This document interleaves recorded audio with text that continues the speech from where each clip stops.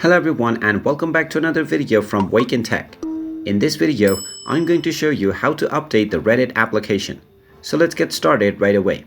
Now if you're on iOS, then open up the iOS App Store, and if you're on Android, then open up the Google Play Store. Now if your Reddit application is not working as it is supposed to, then this means that your application might not be up to date.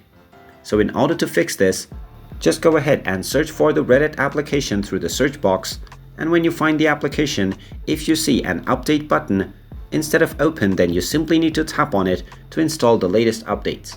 Once the latest updates have been installed, then you will see the open button once again. You can then tap on it and continue to use the Reddit application. And there you have it.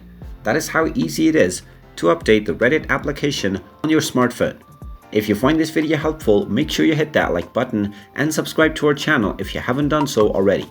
Also ring that notification bell to never miss another update from us. Thank you for watching, and I will see you again in the next video.